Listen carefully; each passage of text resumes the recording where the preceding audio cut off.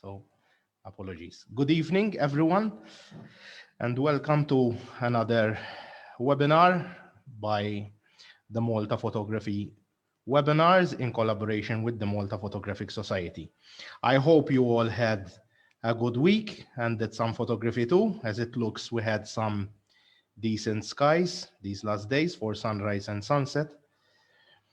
I want to remind you of the Halloween team shoot happening next Saturday, 17th October at 3 p.m.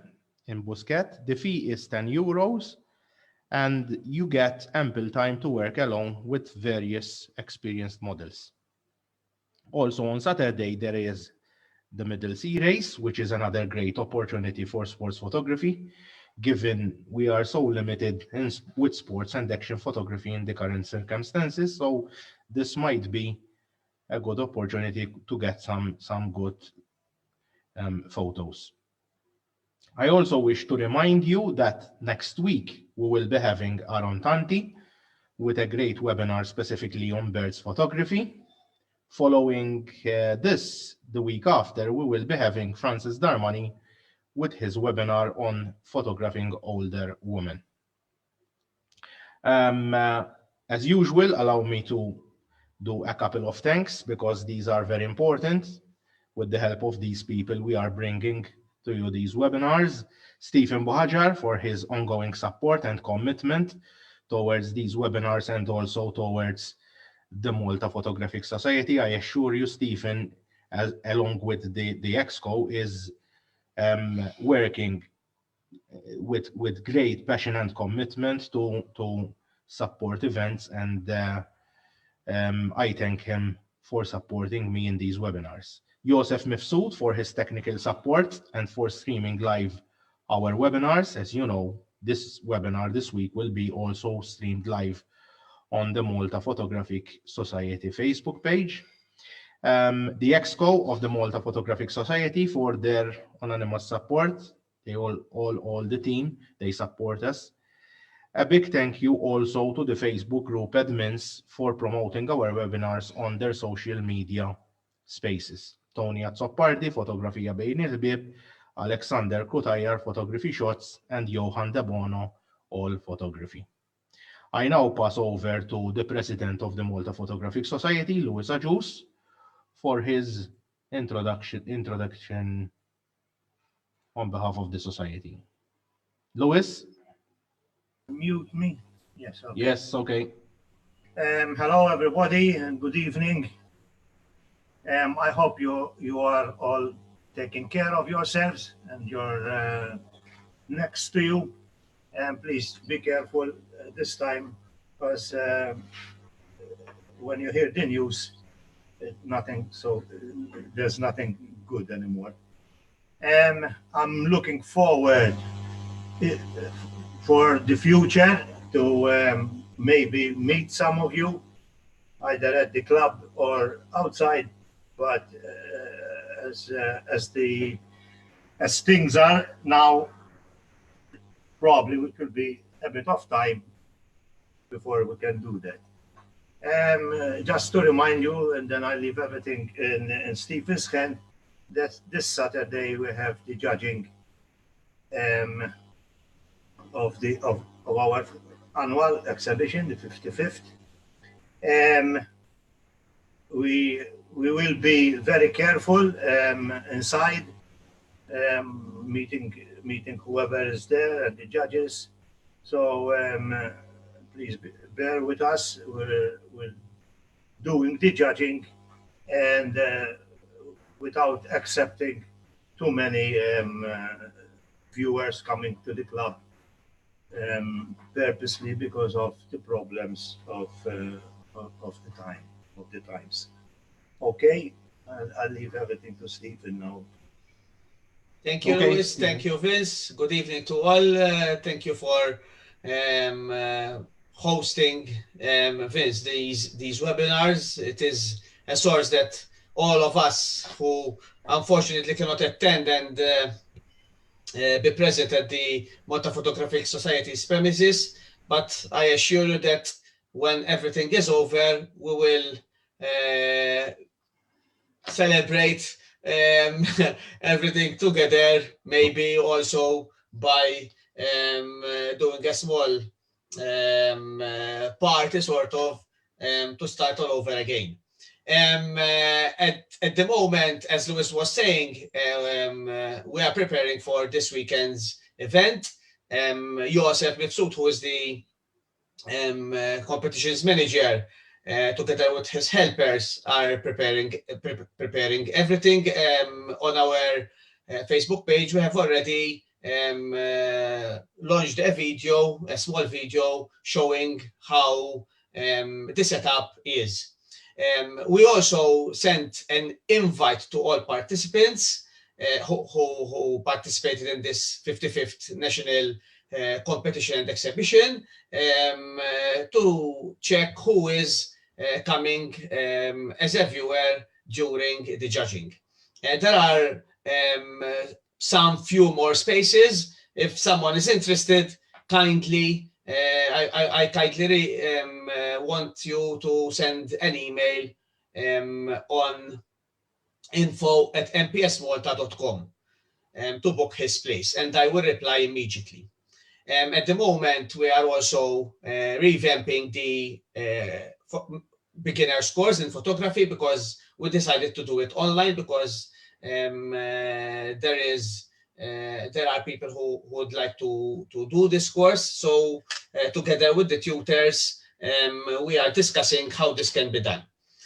Obviously, unfortunately, at the moment, it is very difficult to project and prepare outings. First of all, due to the number of COVID cases, which every day they are increasing. And secondly, the limited number of people who can join together in a public space is limited to 10 people. So we keep on discussing as an exco, but unfortunately the numbers are against such events. More information will be given in other webinars. Thank you. I leave it to you, Vince, and for our friend Ramon, who I'm sure he will give us a great talk. Thank you. Yes, thank you, Stephen. Yes, as you said, I agree with you. Ramon will surely give us an interesting talk. And as you can see, even the audience, the participation, given there is Ramon around, so we will have a very good crowd. I'm not going to introduce Ramon because many of you know Ramon is a household name in Photoshop and in printing as well. He works for Intervisions. I thank also Alex Patch, who is with us today. He's Ramon's boss. So we will have today particularly, it's going to be interesting, and I've asked Ramon particularly to do this so that he can give us an insight also on the framing of the landscape, which should be very, very interesting. Ramon, I cannot see you or hear you. I hope you're here, though. Ramon, can you hear me? Ramon.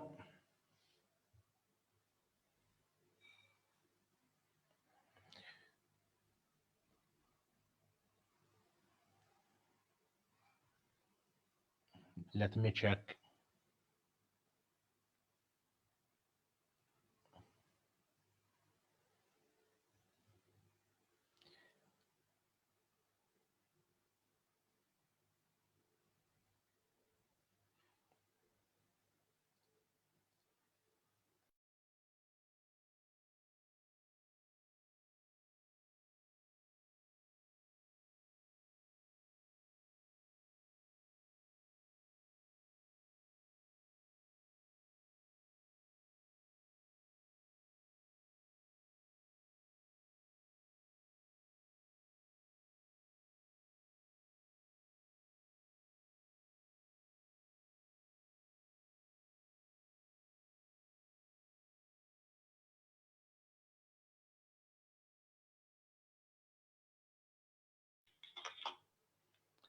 Okay, Ramon is with us, and so I'm going to open your mic, Ram. I've already given a very short introduction, not too long, because many know you. You don't need any particular introduction, so I hand over to you.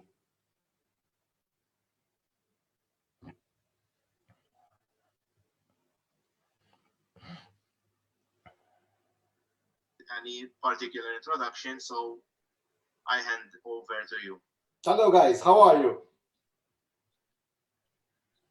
So you're all listening, yeah? Okay. Any English speakers at the moment? Shall we speak in English? We have to do it in English now because it's being streamed live. No problem whatsoever, guys. No problem whatsoever. So you're all listening, yeah? I'm hearing my own voice. Any English speakers at the moment? Shall we speak in English? We have to do it in English now. You have some feedback, Ramon. Did you It should be okay now. Okay. That's it. Brilliant. So basically, guys, today we're going to talk about landscapes, printing, general framing, bits and how I do things in landscapes. Generally, I am not the guy I'm not a proper landscape photographer. I would probably I'm more inclined on the portraits, but I do enjoy with my friends going once or twice abroad. We try and do it every year, and we try and take some good snaps. Today I'm going to show you how I do things, and I'm going to tackle also some printing issues, what paper I use and what paper I suggest using. Nowadays we all print, 99.9% of the world will print on GK, meaning fine art inkjet printing. I do recommend some special papers. Obviously, you all know that I work for Intervisions, especially the photo ink division, which tackles the high-end photographic section. Let's start basically. Give me a second. I want to share my screen. Now.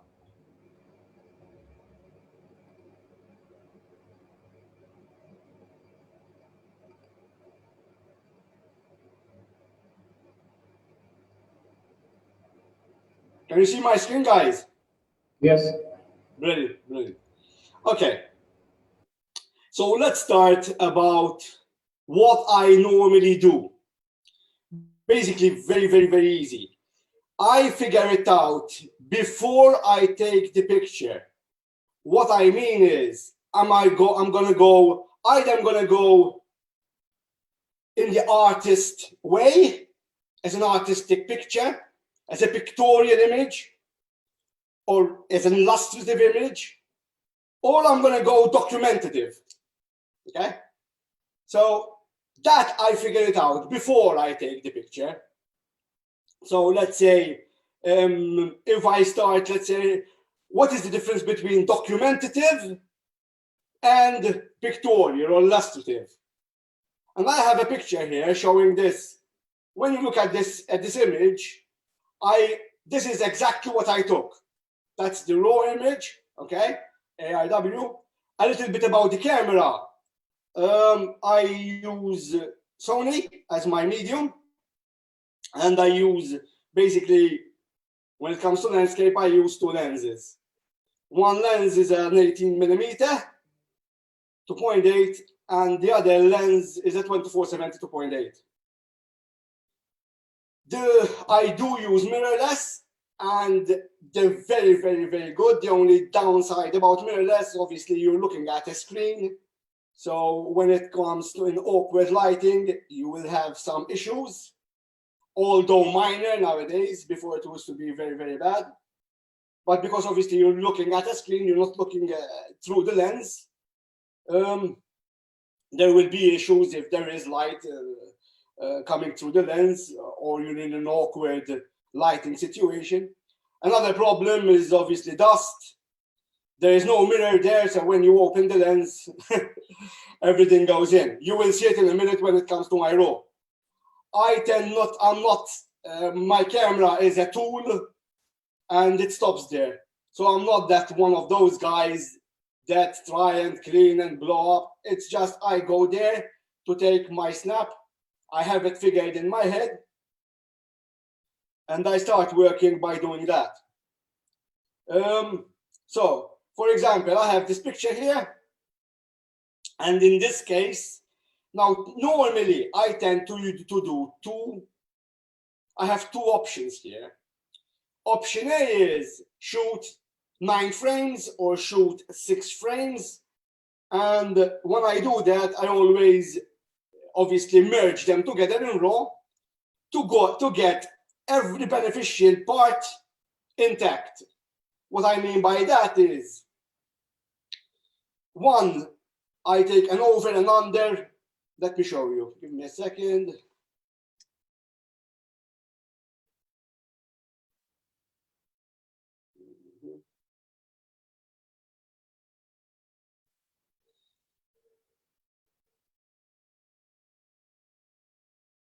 Like for example here. Sorry, here, can you see that? I will take multiple shots to cover. Let me see if I find one here. Over, and you see, basically bracketing all the way up to 9 shots. 3 things. This will cover 1, shadow detail, extreme shadows, extreme highlights. More than that, the more you bracket in, the more realistic it looks. Because if you do a merge between 3 layers, you get a slightly cartoonish effect. But if you shoot more than 3 images, you shoot 4, 5, 6, 8 images, okay, the more you shoot, and then the more you merge together, the more realistic it looks. Let me show you here. Now this obviously takes some time, but I'm going to show you straight away how I do this. Let's say I have this image here. So that is picture 1, sorry, picture 1, picture 1, picture 2. Let's select these. Okay, now I focus more, but this is a trend nowadays. I focus more on the sky area. I will take just 1 shot for the detail in the shadow areas. Okay, but what I tend to do is I like to multiple expose for different darkness in the skies, and then I always take that shot to cover the shadow areas. Just open them in RAW. So there I have them in RAW. 1 second, because I have an issue here.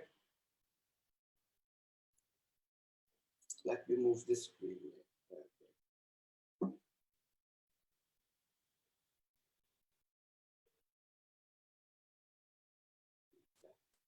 So basically what I tend to do is I select these multiple photos, right mouse button, and just say merge to HDR.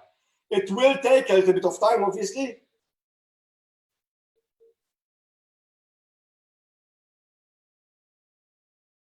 Just bear with me for a second. If you want to ask questions at the moment, just shoot, guys. I don't know who's controlling the mics.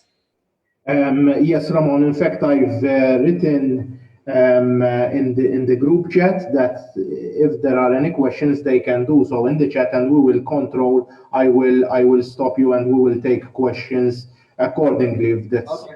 Brilliant. Brilliant. So basically, here the problem here is this. Obviously, these are 45 megapixel files, 42 megapixel files.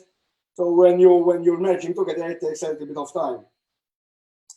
One important thing is that I do use a Mark III for landscapes just because it's slightly the file size is smaller. When it comes to the portraiture, I use the 62 million pixel because on the portrait you will never obviously merge images on top of each other. Here, obviously, I don't have any movement in anything that I will know. Okay, maybe there is some slight movement in the grass, which doesn't affect me. So the ghosting is off. Automatically, I will align images, although these were shot on a tripod. My gear, basically, I tend to use, as I told you, the 80mm. My f-stop would be f18. Okay, my f-stop would be at f18. Sometimes I tend to go at f18 with a low ISO. I put my ISO at around 50. So I tend not to try, I try not to use any filters. Obviously, to get smooth skies or smooth water, you end up using filters. But nowadays, I tend to use Haida, and they're very good filters. Nowadays, filters are much better than we used to use before. But I try as much as possible to be clean without filtration. Once that is not possible, then obviously I would have to use filters. My head is an Arca Swiss. I use literally it's a prototype Arca Swiss head on a Gitzo tripod with, in this case I was using 24-70 2.8 lens. I guess this was an ISO 50 or an ISO 100, and the shutter obviously changes according to the exposure, what I really want. So here I just say merge. When you do this option in Photoshop, it will tell you to save as a new raw file. So once I save it,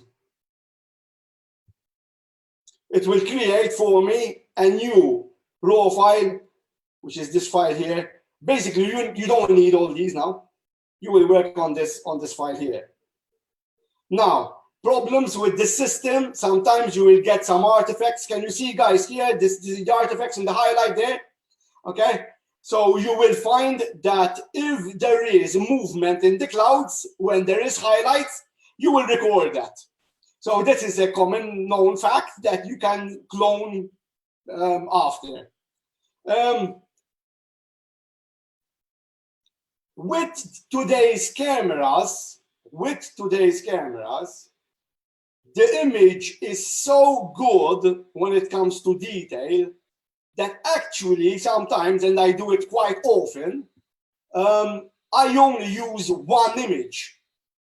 But that is to create those, I don't know, let me check, let me show you what I mean.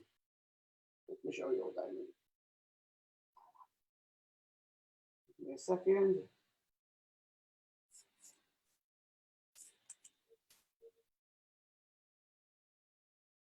Trying to go.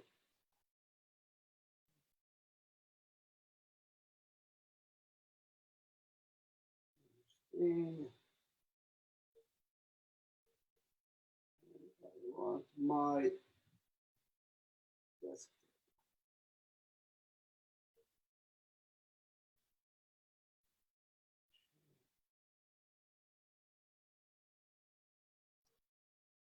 Give me a second, guys.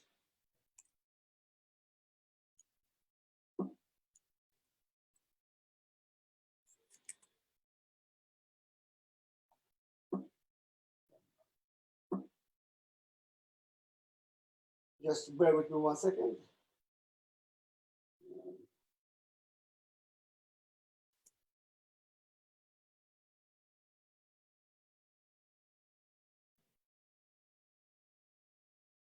For example, like this image here in particular, to create this milky effect, I only use one shot actually.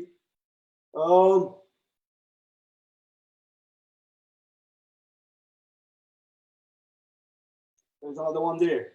To create this effect, I will show you now how I only use one shot for that. I don't use multiple images for that. I only use multiple images if I want to get a lot of detail from the shadows to the highlights. When it comes to pictures like this, particular pictures like this, I tend to use one shot, and I will show you in a minute. Getting back to where I was. Now I should have the HDR there, and I will start working on this. So,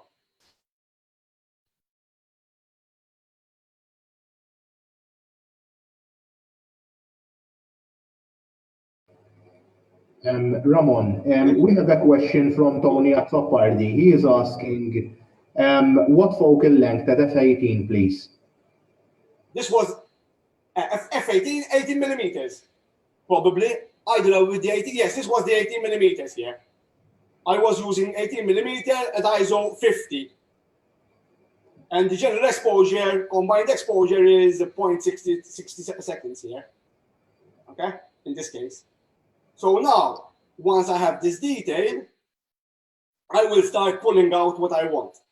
Now, because of lack of color in this image, straight away, I'm going to go for monochrome. And in this case, I know where the detail is. In RAW nowadays, I tend to use black and white to look at what I want to produce. So camera raw, I'm still in camera raw.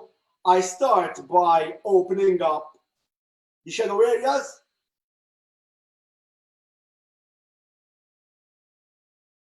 Okay. And I'm going to go with the graduated tool, and I'm going to lower the exposure there. Highlights will go down. Okay. Basically, I'm watching what I'm doing. Okay. And I'm going to push the contrast to get some punch, and I'm going to help it with the blacks. Now, I need composition. And first of all, I'm going to straighten the lines because they're absolutely off. Okay, so that's straightened up. And I'm going to crop and go on the thirds. So like that, I'm pretty happy. I'm going to zoom in.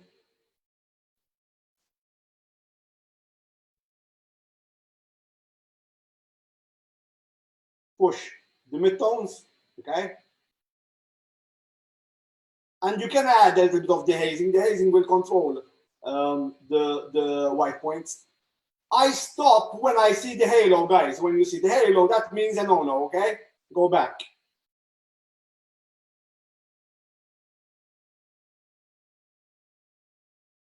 Now, this part of this is going to be darkened. Either I darken it from here or I darken it from Photoshop. I think I'm going to push more contrast. As long as I have some shadow detail, I'm happy.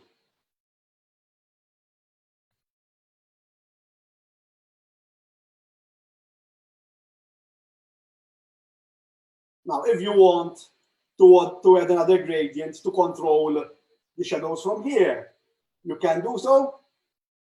You just create a new gradient and obviously lower the exposure accordingly. Remember that they start from the green spot and they end at the black spot. And if you want to control the other one, you just click on the other gradient and fix that gradient.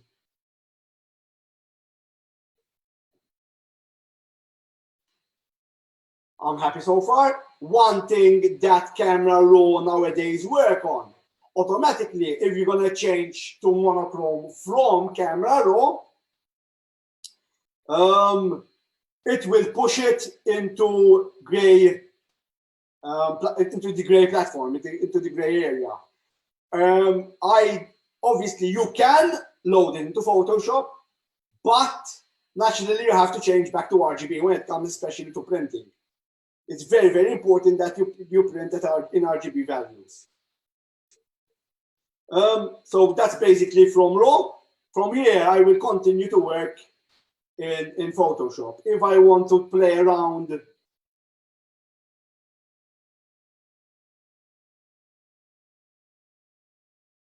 I can maybe push it a little bit harder, open more the shadows.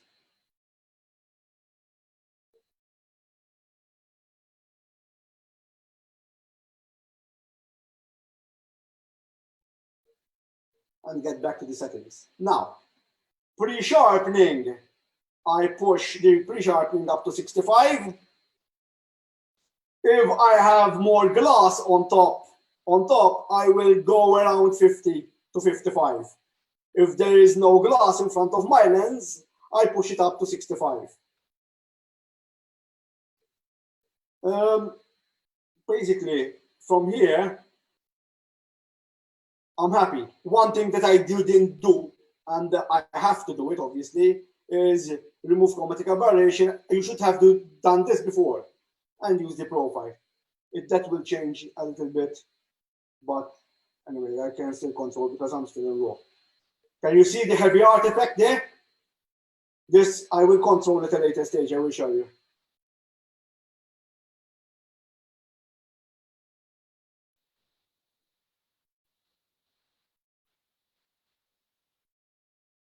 I'm quite happy. Now it's processing time. So to process, I just open the image. Now if you're gonna leave it in black and white,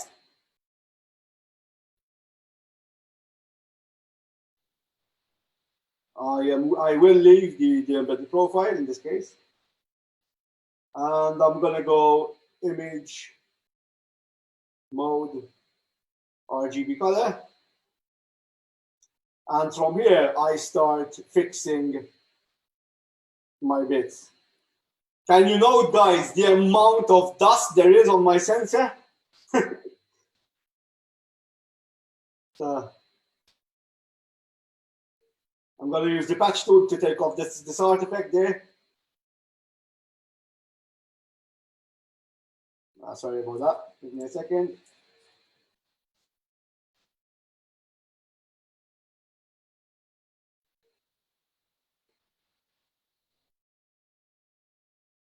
And obviously, with the spot healing, I start taking off the bits. Any questions so far? No, Ramon. So far, no. There are no questions. As you can see, it's quite easy. And this obviously now when I have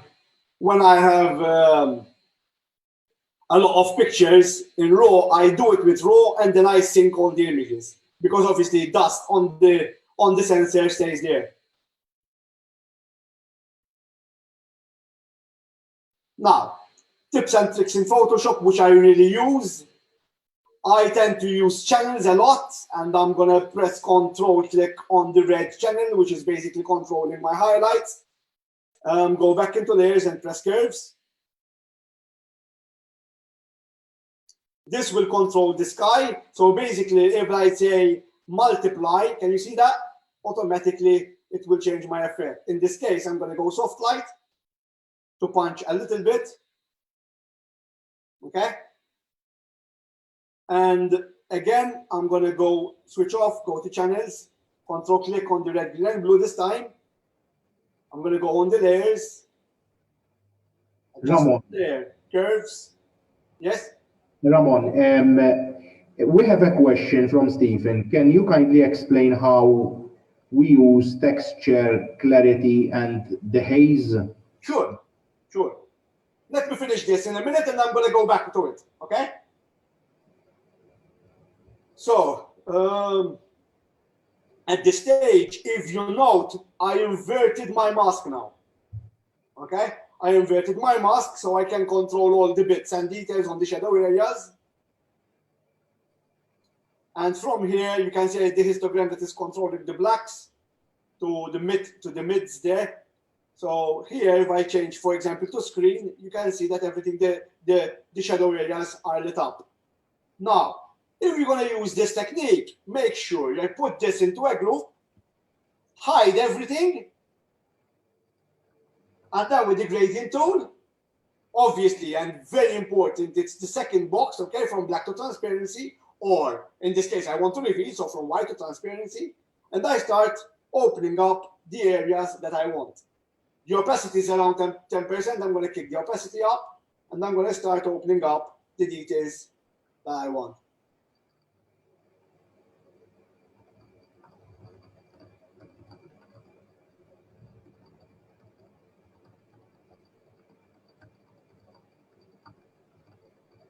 Now, in this image, you can see the distortion there.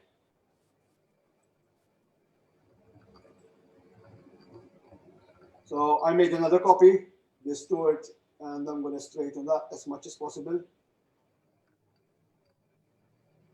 In this case, it's purely manual, guys.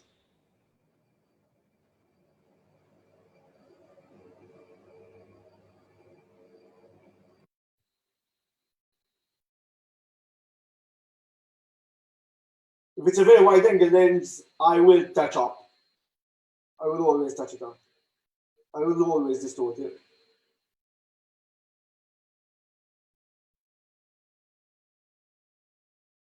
One tip that I always do, I try to stay to be straight with the guidelines.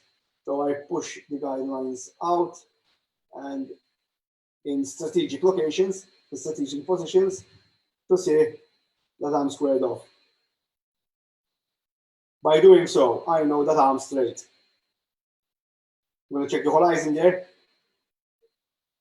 Okay, so that is squared off.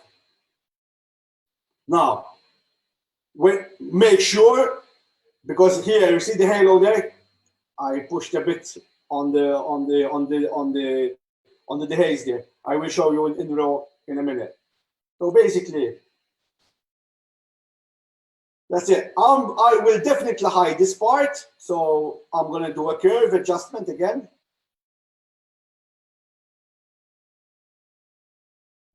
And darken that curve, just to darken it a bit.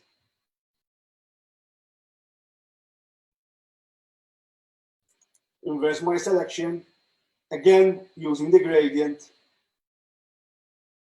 lowering the opacity now, and darkening the bits that I want, obviously, to get dark.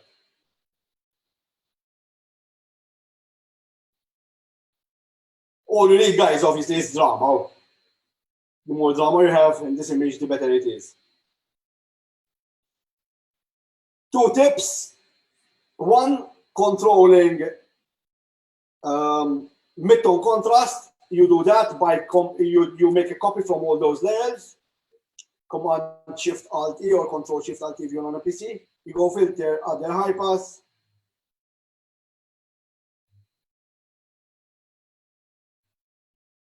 .255. Change blend mode to soft light. Hide everything, Alt mask.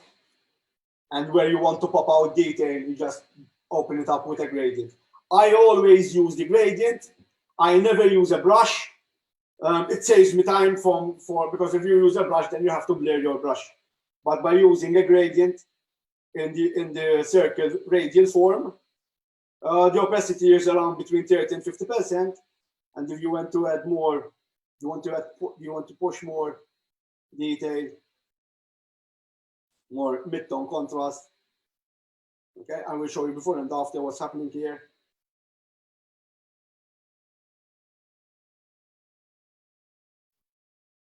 So that's before, after. As you may see, it's darkening a bit. Now, I'm going to show you before and after from the beginning. That's before, that's after. Can you see that? So, getting back to the question, let me open another image.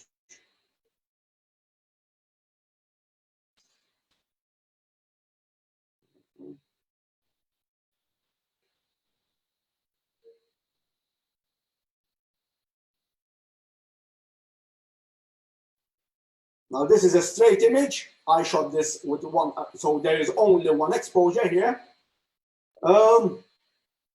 I want this obviously in black and white. And I tend obviously to overexpose. You get that milky white stuff by overexposing. Here, I will use the dehaze a lot. I will show you. So profile, chromatic aberration, Ramon, Yes. we have another question Yes. from Paul De Guara. Due to the manipulation of the image, should you turn the image into a smart object, the saying? You may if you want, if you're going to change. Listen, what I tend to do is this. If you know what you want to do in your head, I am very visual. If I know that I want X amount of detail showing, smart objects, you use them, yes, they're very good because you can, if you give whatever you want to give, you can go back and you can fix it there at post-production. Nowadays I tend to know exactly how much mid-contrast I want, how much highlight I want visible. So I go to the spot and directly attack it. Obviously, smart objects help because even if you do a curve, you can adjust it whenever you want at post-production. Even a simple Gaussian blur in a smart object, you can go back and you fix it whenever you want. You can use them, there's no harm. For me, it's just a little bit of a memory issue. Remember, nowadays with 60 million megapixel files, you will start crying, believe me. Okay, that's why I take all my pictures, all my landscapes with the smaller camera. That's why. But you can use smart objects. Yes, there's no issue about that.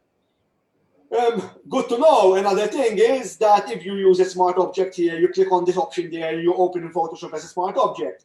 You can go back and forth whenever you want, controlling the highlights and the midtones and the shadows in post-production. So once you're in Photoshop, you can go back into Photoshop, into Camera Raw, and fix at a later stage. In this case, I wouldn't do that. Now coming back to this image here, I'm going to start working it out. Let me see it. I need to see it in black and white. I have this. When you look at a picture in black and white, you immediately see the contrast, guys. This is very, very important here. So I look at the contrast and I know how low it is on contrast at the moment. Now this will be an arty-farty, not a documentative style of image. This will be a pictorial, illustrative landscape.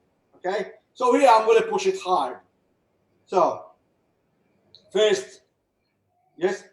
Ramon, I have a question myself. I don't want to anticipate anything when we're coming to the printing part, but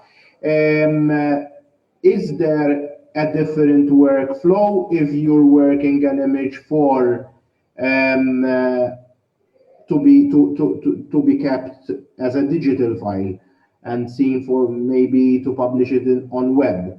And is there a different workflow if you're going to prepare the photo for print? Yes, that's a very, very relative question. So, let me change here for a second.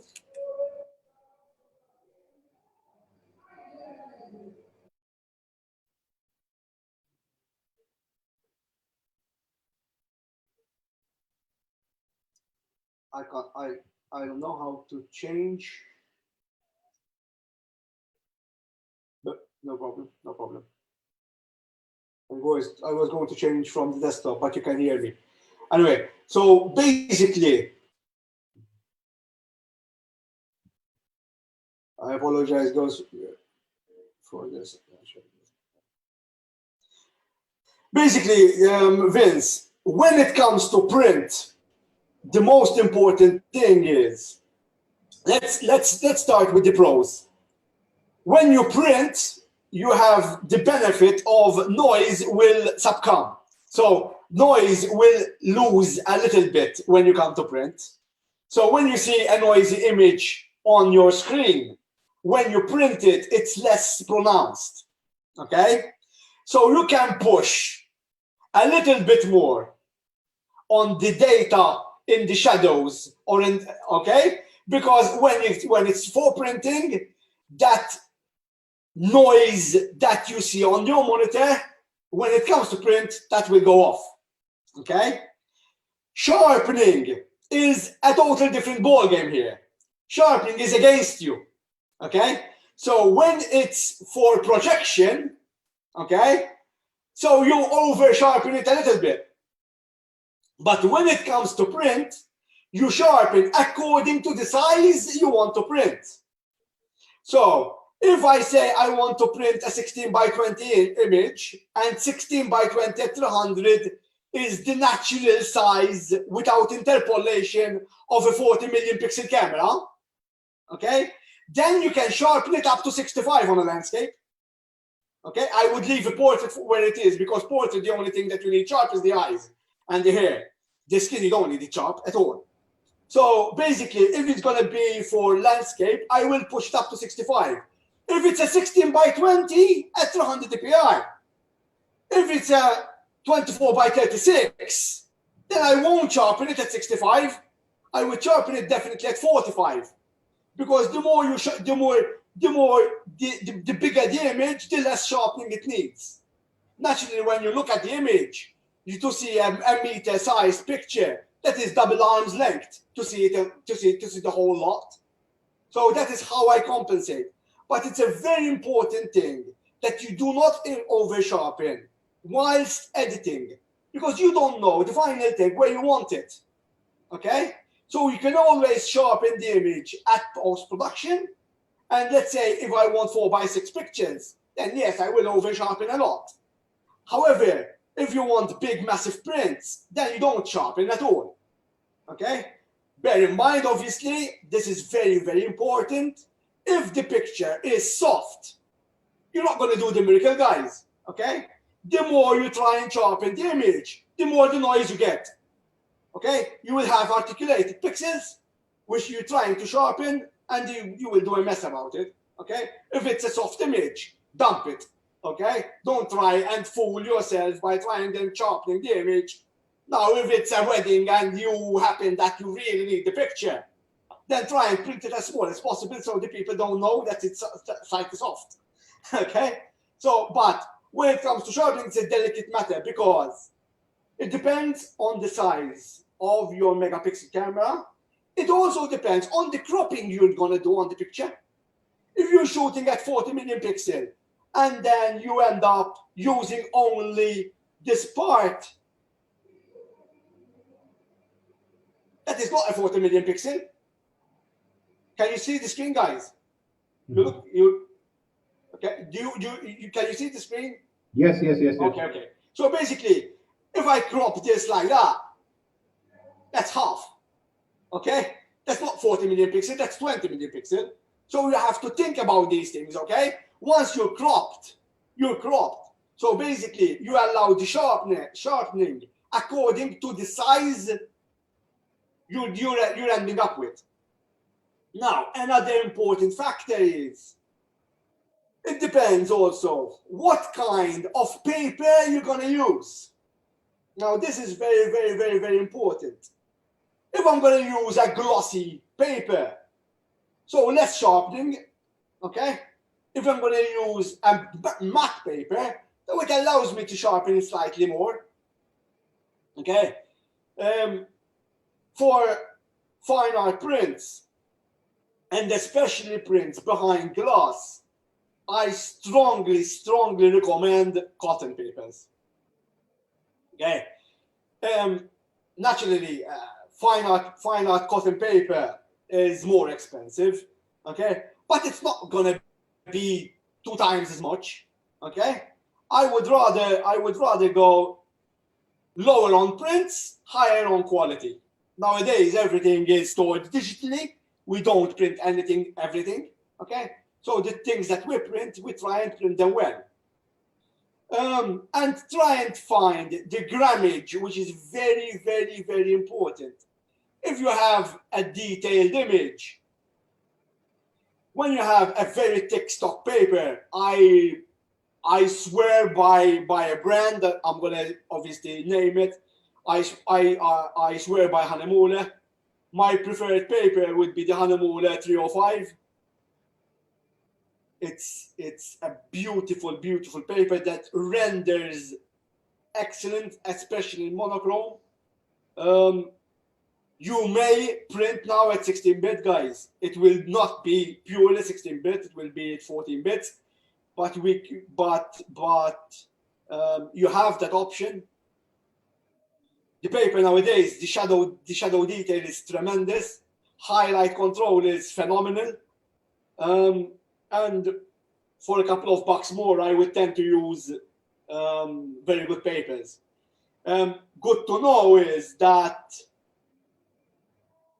and this is very, very important, if you're doing an exhibition and you're using the best possible paper, then obviously you can't use normal glass, or more than that, you use matte glass, because all the benefits that you're using that paper are ruined by the actual glass that you're going to put in front of the picture.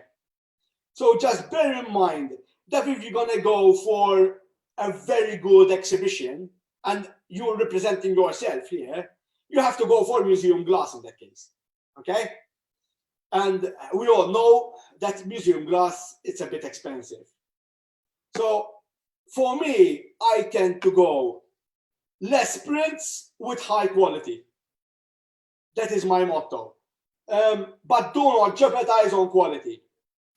This is something we never jeopardize on cameras. We never jeopardize on lenses. We always buy the best. Yeah. Even when it comes to glass, I use Haida as my main glass. I'm not saying that Lee or whatever. There is a couple of more brands that they're very, very, very good. I can't name them all at the moment. I just named two of them. High Tech, yeah, format High Tech is very, very, very good. The other Australian company, which is very, very good. I can't remember the name at the moment. So basically nowadays, the glass is really, really, really, really good.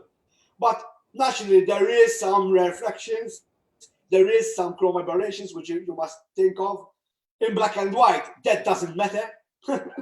So in any case, sometimes it helps it, because if it gives it some blue filtration, that will add some more detail in your spectrum. So, and nowadays, cost is very minimal. So that is my answer on that question. When it comes to this picture here, I'm gonna go and fix this image. Note the high overexposure here, because I really want the milky white smoothness, soft calming water. And here I tackle it bit by bit. I start by exposure, and when I see the exposure, I tackle the mid-range. I don't care about the highlights. I don't care about the shadows at the moment. I tackle the mid-range. So first I tackle the mid-range there. Then I open the shadows. Then I add contrast. Now, this part is overexposed, so it's time to use the gradient. I'm going to use the gradient there. And highlights will go down. Exposure will go down. Contrast will push up. And I'm going to push this further.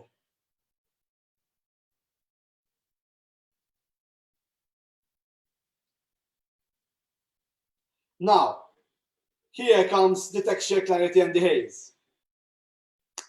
Clarity is contrast in the mid-range.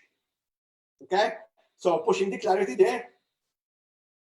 I'm going to go back into the normal mode, pushing the clarity there. Can you see the contrast in the mid-range pushing through? The haze will control the low shadows. Think about the haze as a high-pass filter in soft light mode, okay? And you stop where, in this case, I'm so overexposed that you can't see the actual overlay, the actual spillage, okay? Now, I have a look in detail at the shadow area, which is fine. I'm happy with that. Now, this will be an RT picture, so I'm going to cheat a little bit, guys. So crop, straighten.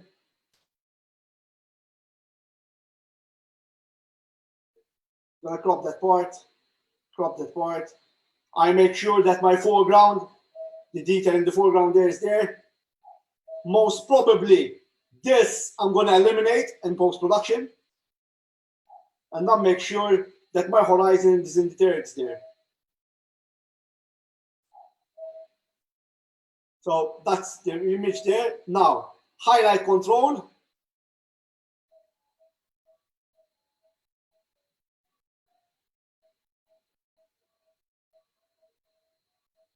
Again, this is a landscape, so sharpness is 65. Post-production work, probably this will be off. I will do it with you. And I want to control this part here, which is annoying. This is basically the reflection underneath the water. So I really need this diagonal here. This is an eyesore for me, and I will eliminate.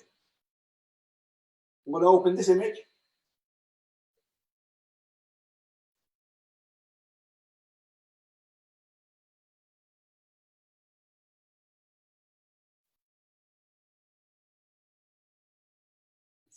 We don't need this anymore.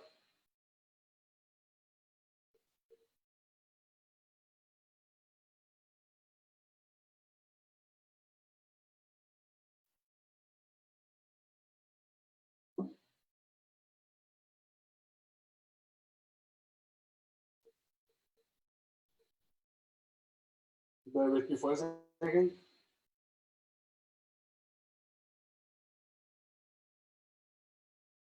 Any questions at the moment? Ramon, we have a question Yes. from Mark G. He said, can you please clarify on the emulation of filters? Movement of clouds can be observed on the bracketed files. It is presumed that these were taken just seconds apart, right? Yes. He's asking. Yes. On single images, you just overexpose. Yes. Yes, that's correct. Movement, but if there is movement, you won't see it. Now, if you want dance, for example, I will show you a picture where the wind is actually changing in all directions.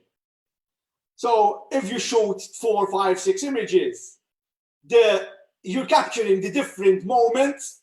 So basically, when then you are merging together, all those layers are going to be captured. Yeah. Was that the question?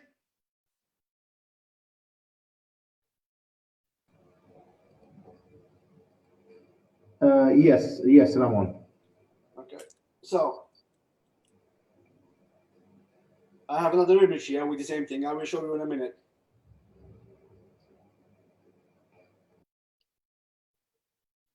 So now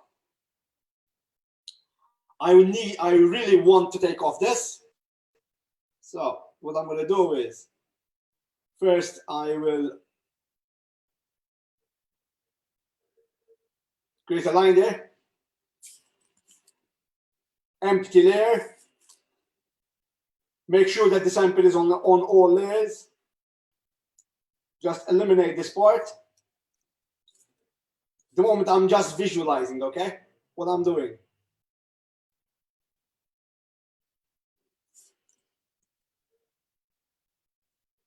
Again, this is not documentative, okay, at all. Here I'm cheating.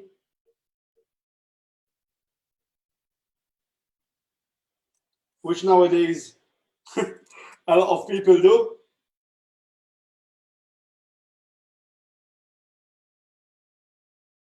And I will take this part off completely.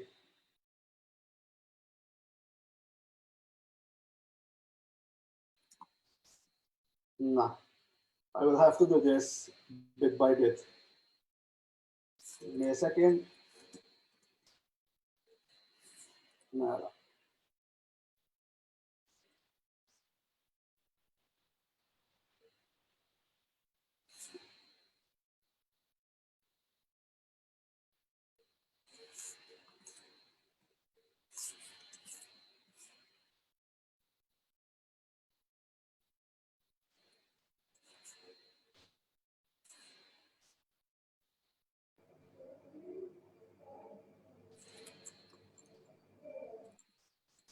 moving harder than I want. Give me a minute because I really want to take it off.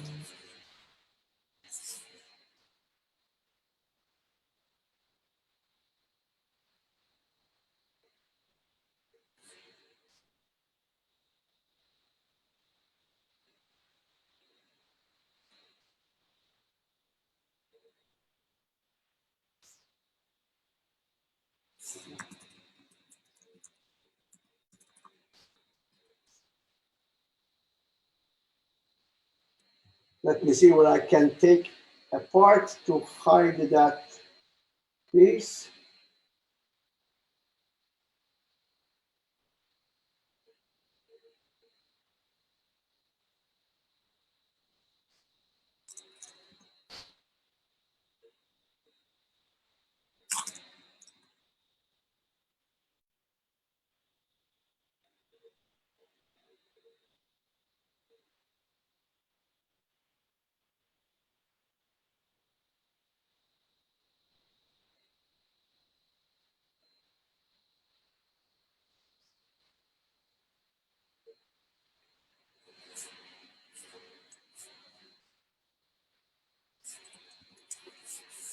I'm just using bits and pieces, guys.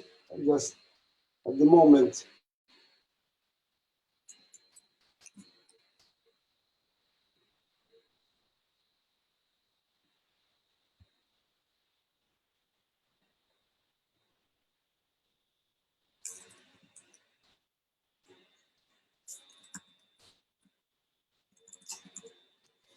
Nah, moving harder.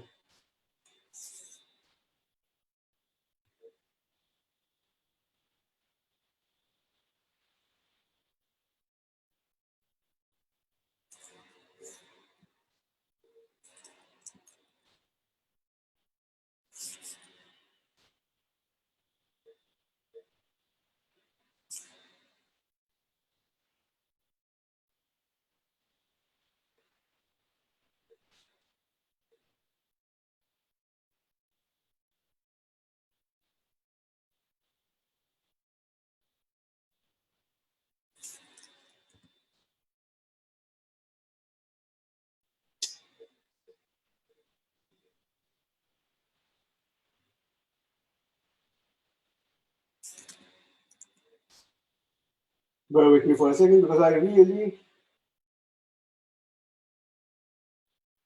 this part.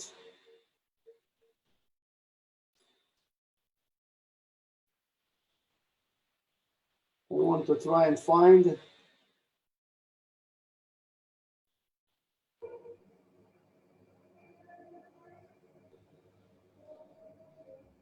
In the meantime, we're going to share, this is something new that we did last week. We're going to share a poll, and then we can discuss with Ramon maybe the results of the poll. It's just a simple question so that we would create a discussion.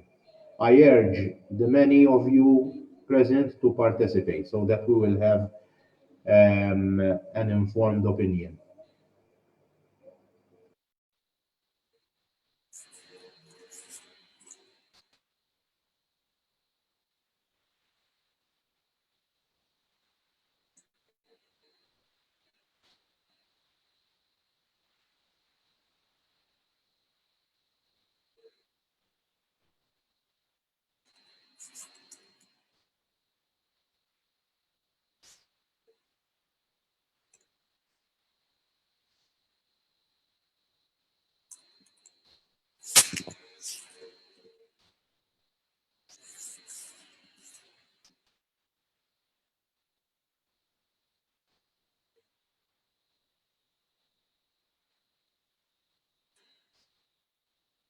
Now I want to. It was basically I tried to clone and I didn't manage. I tried to patch and I didn't manage. I used Photoshop help by content awareness, and that helped me a lot. Although I have a lot to fix, but it helped me a lot. And the next step, I'm going to use a curves screen to overexpose, inverse, and now with the gradient tool, I will open up and overexpose the areas that I don't want showing.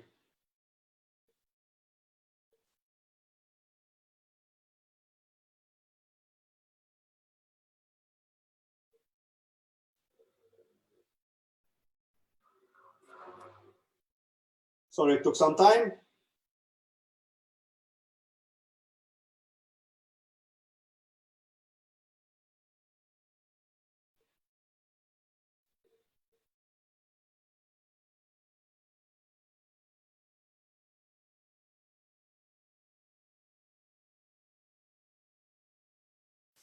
Baryta spelled wrongly here, okay, guys?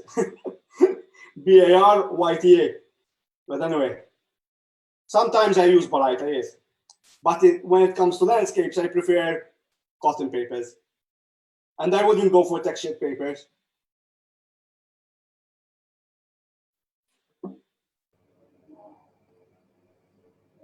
Apologies, guys, for the typo. No problem.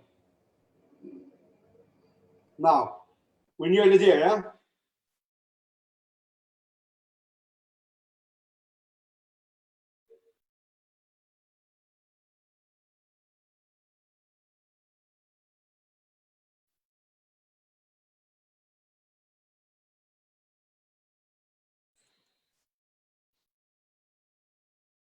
We're nearly there.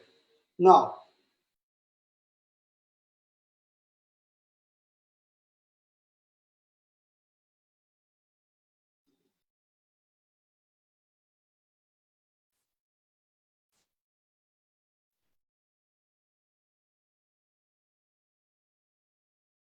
I will explain exactly what I'm doing. Yep. So basically what I did is here, I wanted to add more whiteness. I want this diagonal leading through the main rock here, which I will darken the highlights in a minute. And I want all this whitewashed area passing through, peeping through. And you will see this lovely diagonal here to form my composition. I have this eyesore here, which I really need to fix.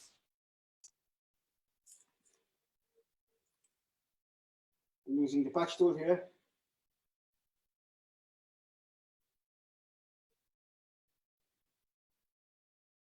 Now, what I'm going to do, guys. Now, this is obviously, I'm doing this live, okay? But this is how basically I work. Now, what I'm going to do, guys, if you're interested, this image, this particular image, I will print it.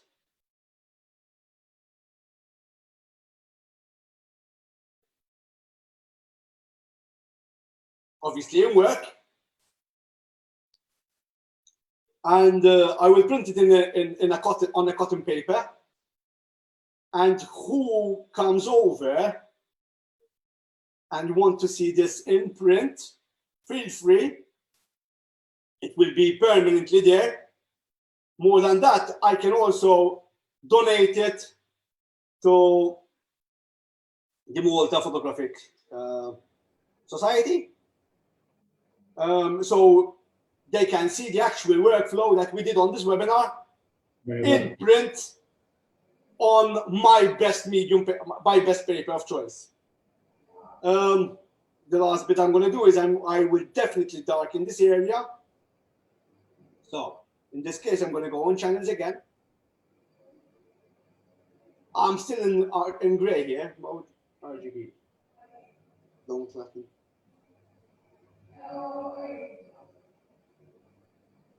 Control click on the RGB channel, go back into layers, curves, and multiply. Now this goes into a group, hide everything, and again, with the gradient, I start darkening up this image, this area.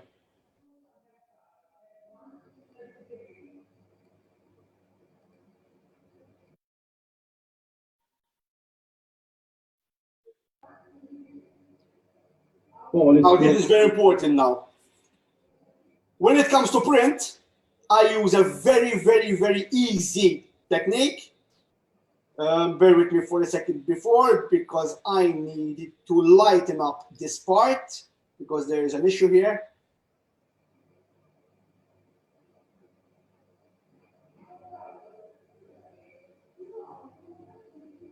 I found out a mistake. Can you see here the difference between the grays? I need to fix that.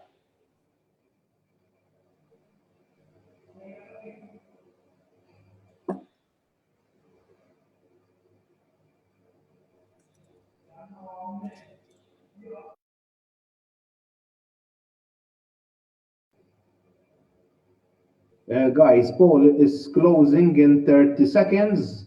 19 out of 37 voted so far.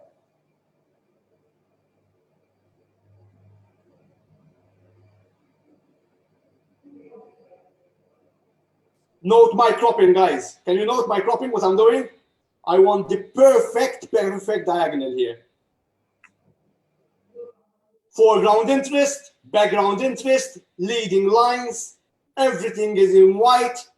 And once I have that, I can add a little bit more space. I know that that's blown off, so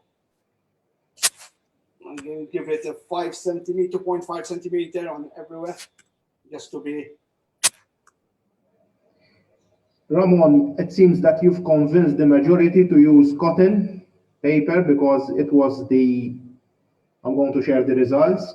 Now, 68%, it's 13 out of 19 people chose cotton. Second, after that came the fine art paper. Okay. No one Cotton is is fine art paper, by the way. No one is interested in using textured paper, but Obviously. for certain landscapes, in my opinion, for certain type of landscapes, I think it would be interesting to use and I never did this, but it would be interesting to experiment with texture paper. Now, when it comes to textured paper, by the way, just to clarify things up,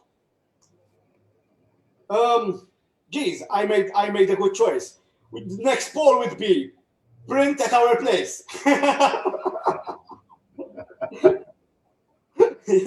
Yeah, nada. So, with textured paper, if it's a painterly effect you want to show, then yes. So if you are going for,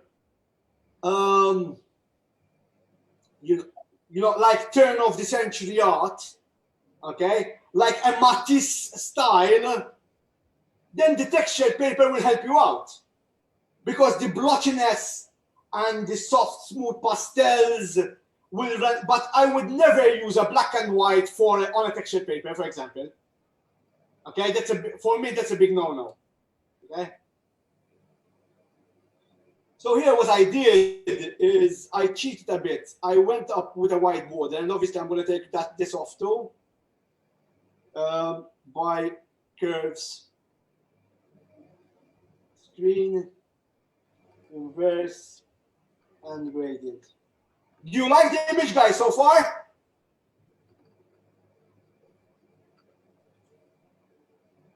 Can we have a poll on this?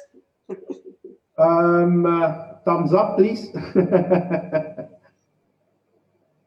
don't know why I can't see all the guys. No, I can't see them. We'll get the results soon. Okay.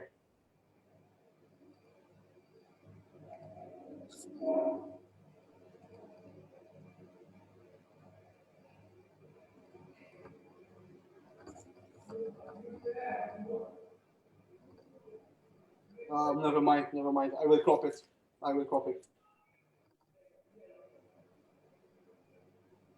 I was going to take off that part, but I will crop it. That works for me. And I think this also works in sepia. I don't know, I'm just thinking. Shall we try it out?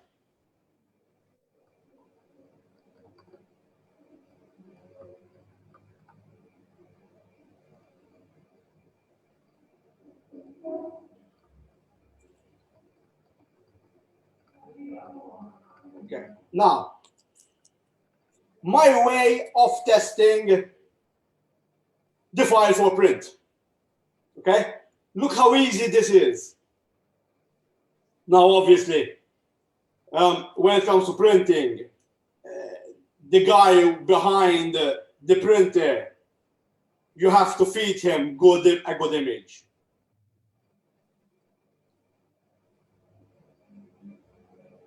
And more than that, on the poll, just tell them that if you want more feedback, just tell me, okay? Give me questions. Okay, I would be happy to answer. So here, what I'm going to do is I'm going to show you my easy method when it comes to print. So if you really want white paper showing, okay, that is 255. Can you see that 254 there, the numbers? Can you see the numbers moving? If it goes to 245, okay, good cotton paper will show the detail. Okay? If it comes to black, if it goes to 15, 10 maximum, that will result in detail in the shadows. So what I tend to do is go on the highlights and check them out. At the moment, my highlights with detail are at 220. Go into the shadow detail. The shadow detail is at around 15. So basically, I know for sure that when I'm going to print this, my shadow detail is in check and my highlight detail is in check. Easy, yeah? How about that? Any questions on this? Ramon, we have a comment, not a suggestion, from Alex Attard. Yes. Saying that the Hanamula 305 cotton is actually finely textured, if he's not mistaken. It is slightly textured, yes, but you won't see that. The 308 is more textured than the 305. So if he wants a little bit more texture, when I say texture, guys, I mean like a tintoretto, okay? Like a rough cotton. Smooth cotton, smooth cotton. In this case, I would go for a 305. The 308 is a little bit more textury. But when you say texture, I mean a tintoretto type.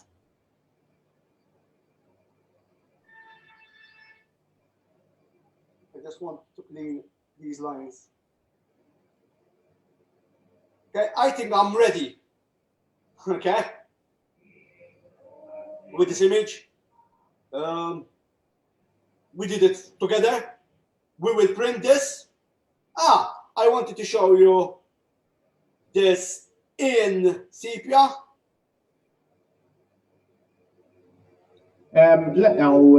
Ramon, Leonard Fox is asking that, is there a way you can find the extreme highlight or shadow points? And Paul De Guara, he's saying that he prefers it without the border. Maybe you can show the difference. I don't know. Yeah. So basically, without the border will be like that. If it helps, I think it's okay.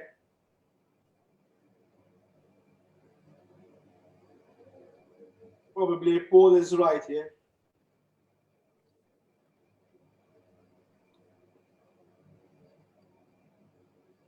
Yeah, okay. Yeah, doesn't make a real difference. Now, extreme highlights, you can use threshold levels to know for the extreme highlights. For me, I won't be analytical. I like to go. When you see the visual, guys, this is the super important thing. So here are my maximum blacks, okay? Cool. I wonder the 4% there who doesn't like the image, but anyway, no problem. No. That's very, very, very, very, very good. So basically here, let's say I want to go really, really in the shadows. So if I want this to be this area, I want it black. Okay? So I go into the curves, click on that black there, it is still giving me a 23 output. Okay? And that is the extreme black there. All right? So there is detail even there. Okay? When it comes to the maximum whites, again, this is a very simple check that I do. I go on the whites that I want detailing. It is giving me 224. If you write it down, guys, never lower than 10, never maximum than 245. It does make sense for you? The minimum is 10, the maximum is 245. And obviously you need a very good printer behind it.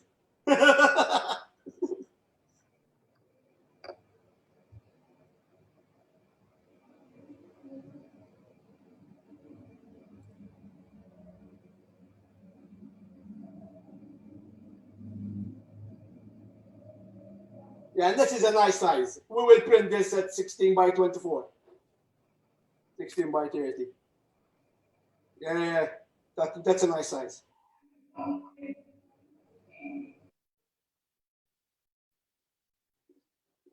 So basically we did this from scratch. Note, I left shadows within the diagonal, okay, and burnt everything off just to be different. Just to overemphasize my diagonals there. I have another picture on this style. I like this style. I like it a lot because it's minimalistic. It's very artistic in my opinion. And for me, it's like taking a different approach to photography. Yeah. So let me save this.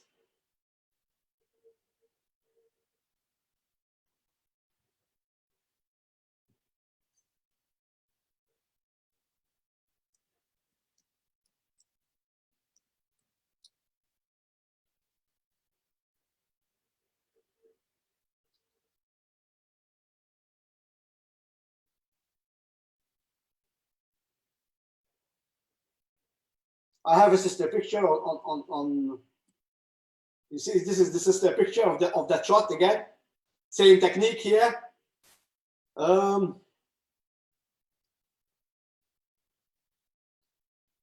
Also here, same technique here. More dramatic in this case. So yes, I like this technique. Again here, same technique here. This is Chirkawa here. Ramon, Yes. I'm going to ask you a question now regarding colorization. Yes. How effective would a landscape be if you need to mute the colors a bit? Because I'm seeing the colors are really nice, and they look a bit muted. And I think it's becoming a trend that you try to mute a bit the colors in certain types of landscapes. I mean, that vivid colors is not that trendy. I mean, okay, you have to have good colors and vibrant colors, but not the sharp colors that make a landscape particularly interested. I think it would be much more of an artistic photo if you have the colors slightly muted. What are your views on this? It depends on the picture. It depends on the picture. When you mute colors, I tend to use the graduated filter technique. Do you want I show you? Sure. Let me show you. Let's pull out an image. Give me a second. Let me share the screen. I'm not into this Zoom crap. Sorry about this. So, share screen. There you go. Okay, brilliant. Let me open a picture.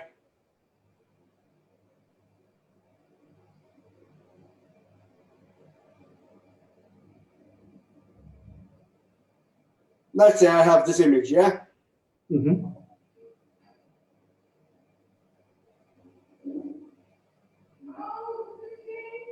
Now, my take on low muted colors is adjustment layer.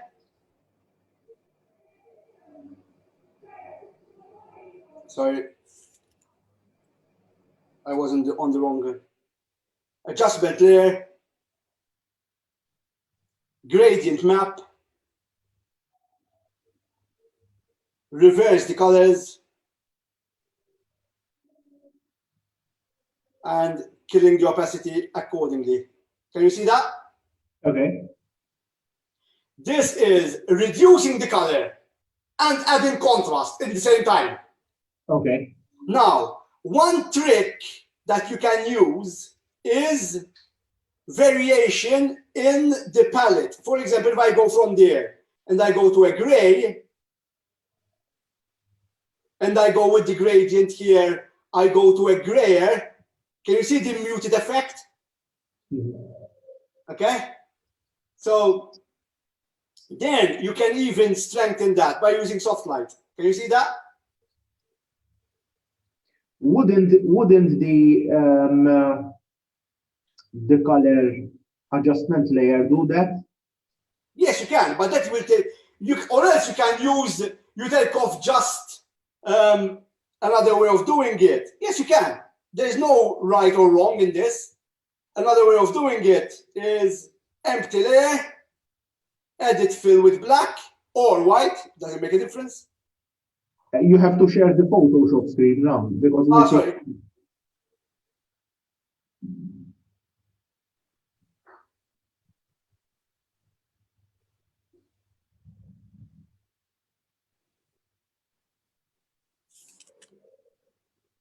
Is it okay now? Yes. Okay. Brilliant. Now, another way of doing it is empty layer, edit fill with white or black. It doesn't make a difference. Change the blend mode to color, That's it. and then you reduce opacity.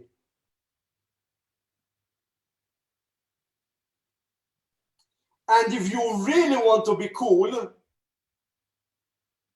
you can give a tint here. So for example, if I do edit fill, and I go with a color, and you give it a tobacco, for example,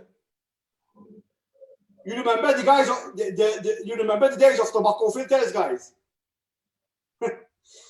The good old days. So you press that, you fill it with color, and then you reduce opacity there. Can you see that? The gold's coming through. Very nice. Okay? So if it's a sunset or a sunrise, I'm not doing anything new here. What I'm doing is replicating the old school tobacco filter. Before, we used to use grads with tobacco, and if you don't have a grad, if you want it graduated, very easy. Okay? Now, to make it even more professional, because that's what we do here, you go into channels, Command Control click RGB. This will subtract the highlights from the shadows. You go back into layers, press mask, switch on, and now you have the proper highlight only areas with the tobacco filtration. Can you see that? Now you can add to that. It's like a luminosity mask, Ramon. Exactly. I'm creating a luminosity mask. And now I can filter out with levels on the mask how much intensity I want. Can you see that? Can you see the gold passing through? The most important thing is that when you look at the layering, can you see the layering? The shadowing, the shadows, the difference in shadows. So basically you zoom in, you look at that area, and you push through,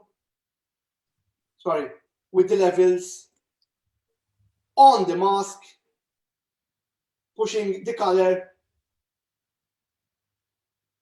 how much you want, basically.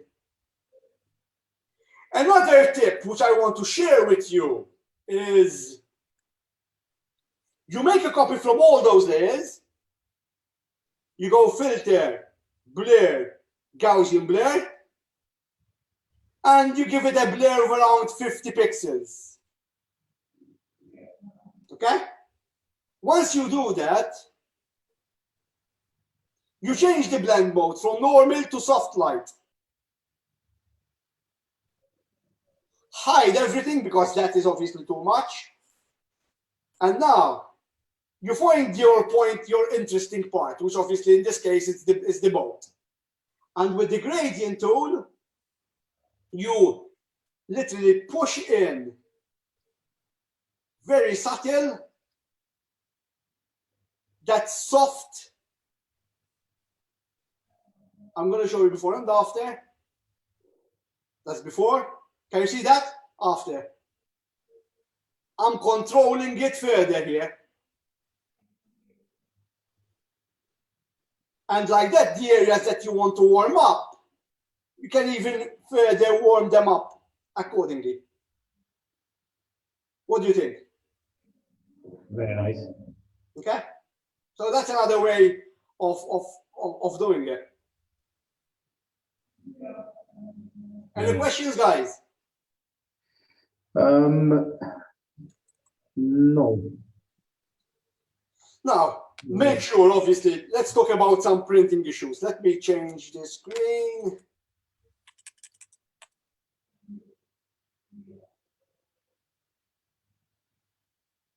Okay.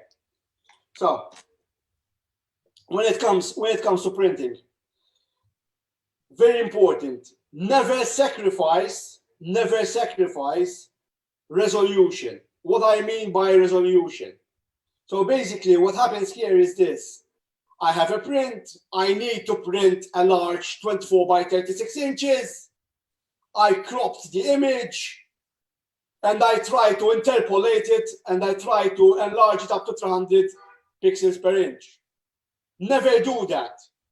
If the resolution natively is at 240 or at 200, so be it. Don't try and push, okay? Leave the resolution as is. I would rather print a file at 150 pixels per inch without interpolation than push it to 300 because the standard and the norm is 300. So I think that I am doing a miracle here and I print at 300. Guys, that's bullshit. That doesn't work, okay? What you're doing there is doubling, multiplying the pixels for nothing. Truly, you think that you're doing something good and eventually you're not doing anything good. You're basically interpolating something which is wrong. Obviously, when it comes to print, shadow detail is very important. Highlight control is very important. Always, always, always tag the file. As printers, we can print at Adobe RGB or sRGB. It doesn't make a difference. It will make a difference for other labs, not with us. Okay, so that is something that you can, but very, very important. Always tag your photo. If you do not tag your photo, we don't know the actual image, how it's going to be rendered. Try not to squeeze in a lot. When I say squeeze in, try not to push color more than the actual eye can see, because obviously you get blotchiness. Basically, be smart, guys. Okay, you're seeing it on the screen nowadays. I want to show you before we end up this, and I want to show you how you can prove your colors. Okay, so basically you can see what the actual print will look like. So there is a way of doing that. I can show you. It won't be 100% because obviously this is a screen, but it will give you guidelines, and I think it's a useful tip. Naturally, if you're gonna go and frame your images, ask how the quality if you come to us, we have different types of glass to choose from. So basically, if you want to see your image under museum glass, if you come over, I will show you a piece of museum glass, and I will show you a print behind the museum glass. I will show you a print behind normal matte glass. So we can compromise, guys, okay? Say, okay, this is cost effective, and this is okay, and this is okay, like that, or whatever. If you want the best sharpness, always go for that type of gloss. But however, then the gloss, there is an issue, because with gloss, you will end up obviously seeing yourself in the picture. Another problem with gloss, obviously, it will stick to glass. With matte, there is a problem that with matte, it softens the image a bit. Naturally, the light passing through the glass will refract, and you will see a softer image. Then there is obviously semi-museum glass, which we also can cater for. This kind of glass is not as expensive as true museum glass. However, it's 85% as perfect. As a printing house, know where you're going to print. This is very, very important. You have to trust your printer. We are the only printers on the island with ISO certification. We are the only printers in photographic. I'm talking about photographic. We are the only photographic printers with ISO certification here. Okay, this is done by standardization between us and other labs abroad, and we go through all this hassle just to conform, just to be precise in what we're doing. Make sure that if it's that kind of paper that you are suggesting, it is that kind of paper. Nowadays, you can buy smooth cotton in various brands and choose your brands. Be picky, like you're picky with a camera. If you're a Canon user, you go for Canon. If I'm a Sony user, you go for Sony. And you vouch for that, yeah? It has to be, nowadays, print is not the only option, because normally the only option is on a file. But you don't, to tell you the truth, when you look at a file, you forget your prints, man. Okay? You literally forget what you have. Sometimes you go in, I forgot about this. Okay? Print is something that you cherish forever. Okay? I'm not saying this because I am a printer or I work in the printing industry. I'm saying that because at the end of the day, we buy 10,000 worth of equipment, and basically we show our blessed photography on Facebook, which I would rather use a bloody phone, okay, in that instance. So I go for all these high specs and this and that and push the boundaries, and then you end up just to see it on the screen. So print is really the optimal thing, yeah, when it comes to, and I actually take it as a challenge. Once in your lifetime, as a hobby, as a photographer, push for doing an exhibition. Try it out. I know some guys, some friends here who did a lot of exhibitions. Exhibition will push your work. You will be fond and proud of it. You can make a buck too. If you sell, if you're good. If you're good, you sell. If you're crap, you won't sell. Full stop. That is how it goes, guys. Okay? To get the name up there, you want to show your work. At the moment, COVID is not helping out. Businesses are really, a lot of businesses are on their knees, yeah? But this is the time to reflect, to push forward, to brush up your editing, to brush up your photography, to prepare panels for future exhibitions. Naħseb ħadtilkom raskom biżejjed. Any questions or anything you might want to ask, just ask. If you want to meet me up, feel free, phone me up, push appointment, come over, guys. You're more than welcome for a coffee. We have everything there. We can show you all the paper.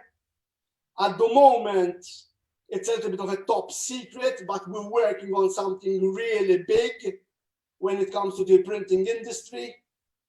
Although we're a very small island, we're very, very talented. I can't open it up.